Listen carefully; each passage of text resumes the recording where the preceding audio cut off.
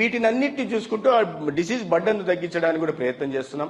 ప్రతి చోట డిస్ట్రిక్ట్ వారీగా డిసీజ్ బర్డన్ 80% ఉన్న ఈ వాటిని ఐడెంటిఫై చేయడం, వాటిని తగ్గించే దిశగా చేస్తున్నాం. ఎందుకంటే ఈ గుర్తించడం వల్ల ఈ ఆర్టిఫిషియల్ ఇంటెలిజెన్స్ టూల్ ద్వారా వీటిని గుర్తించడం వల్ల we're trying to optimize resources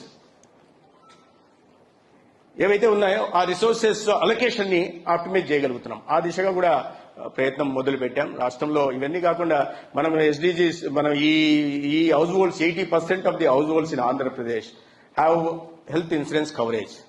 but our target by 2030 by SDG is 100% coverage. But still we stand at 3rd or 4th place in the country.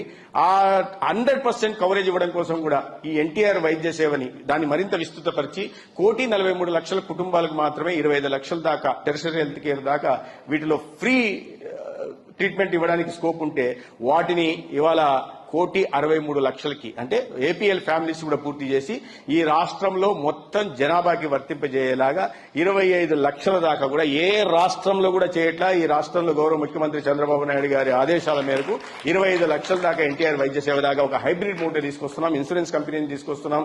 ప్రధానమంత్రి జన ఆరోగ్య యోజన కూడా ఇన్వాల్వ్ చేస్తున్నాం. తర్వాత ఎన్టీఆర్ వైద్య సేవ ఈ మూడింటిని 2.5 lakh దాకా ఇన్సూరెన్స్ కంపెనీస్ ని 5 lakh దాకా ప్రధానమంత్రి ఆయుష్మాన్ భారత్ జన ఆరోగ్య యోజన కానీ ఎనీథింగ్ అబౌవ్ 5 lakhs 25 lakhs దాకా ఎన్టీఆర్ వైద్య సేవ ద్వారా అంటే ప్రతి ఒక్కరికి కూడా ఆరోగ్య సంరక్షణ చేయడం కోసం ఈ రాష్ట్రంలో ఏర్పాట్లు చేసే ప్రయత్నం చేస్తున్నాం.